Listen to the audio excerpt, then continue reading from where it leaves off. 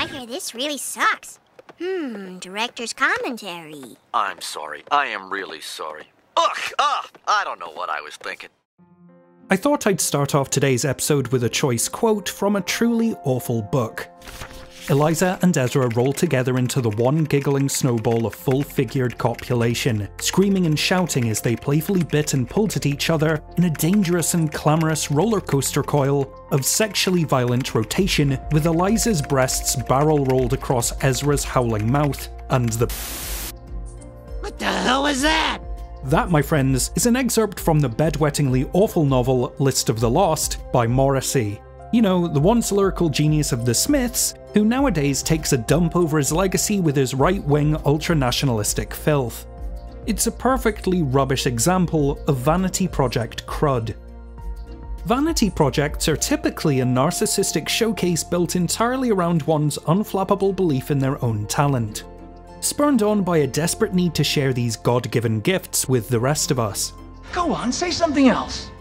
More often than not, they're cloying embarrassments or mind-boggling curios, and I'm eternally thankful they exist. Cast your thoughts back to 1997. The first Harry Potter book hit the stands, Radiohead released one of the greatest albums ever made, and Kate Winslet let the love of her life drown in this freezing ocean. All the while, the world kept spinning, unaware that Kevin Costner was about to follow up the downright delightful Tin Cup with his 3-hour-long masturbatory opus, The Postman.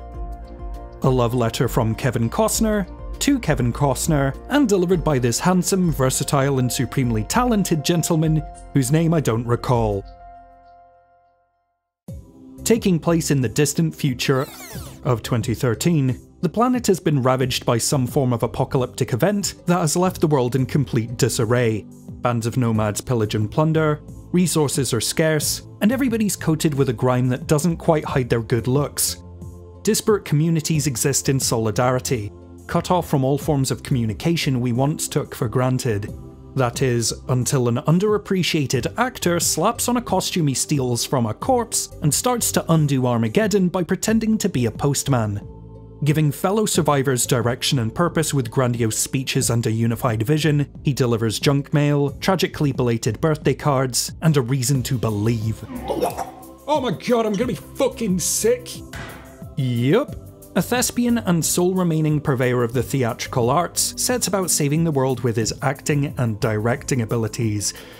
A walking, mumbling messiah complex, every scene in The Postman serves to state that our hero, and by extension Costner himself, is the last bastion of storytelling, freedom of speech, love, and the American way. The problem with a film so predicated on inspirational messages uniting the land in humanitarian hope and built around a cult of personality? You need to actually present some form of personality to carry a message to ignite and inspire the betterment of the wayward world.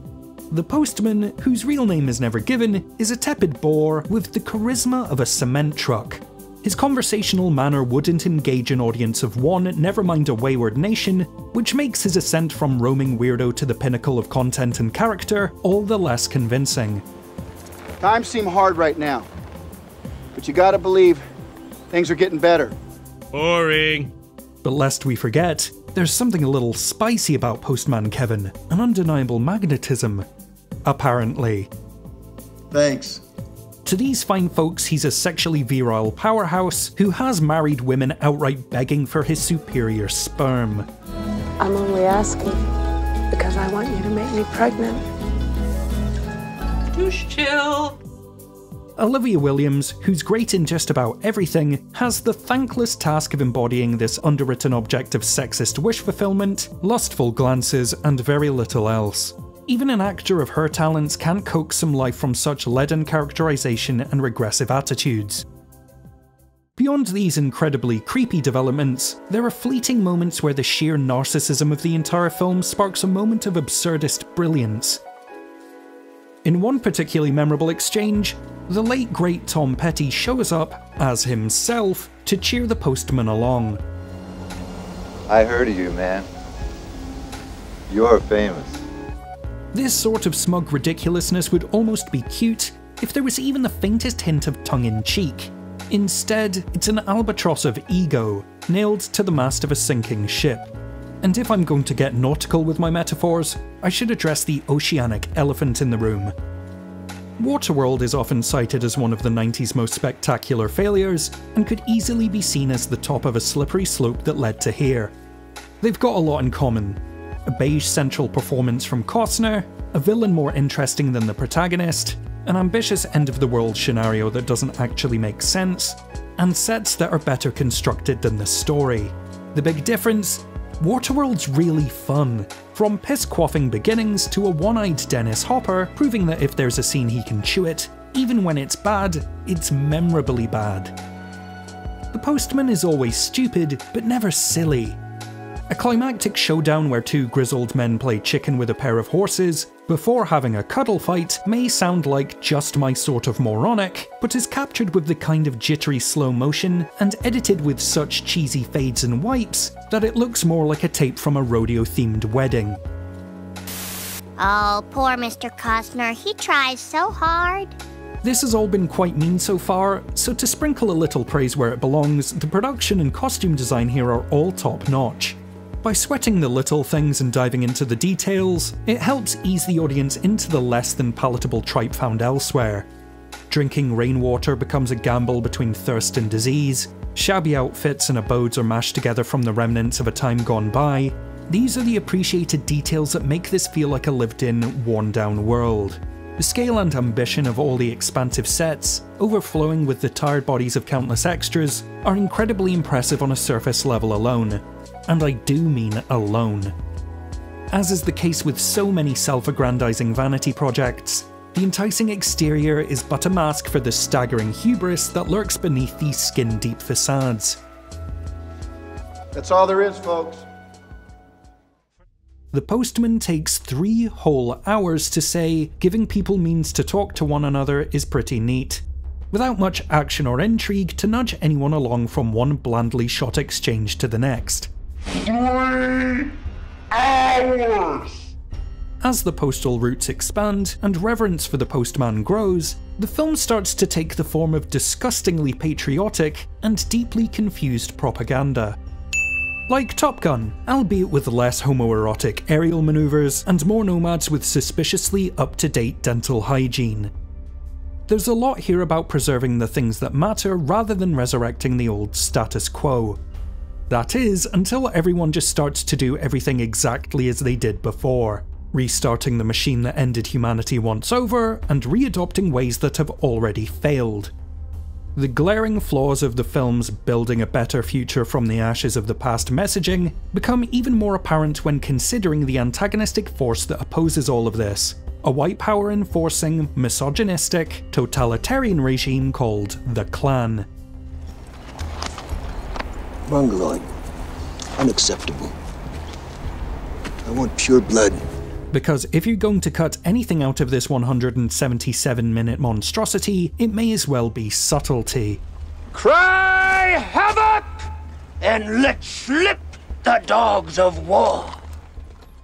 At no point does the script manage to reconcile why it wants to reboot a nation that, at the time of its destruction, was a morally divided cesspit of discrimination on racial, gender, sexual, economic, and religious grounds.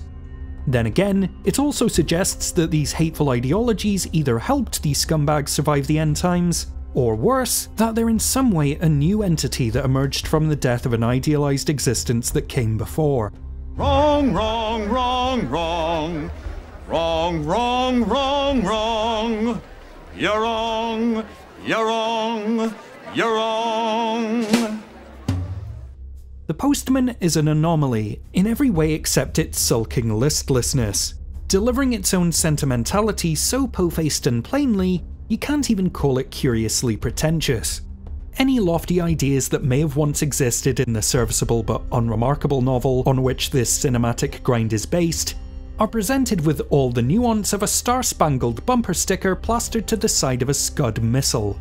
When everything finally sputters to its inevitable denouement, we're briefly treated to Costner's idea of utopia.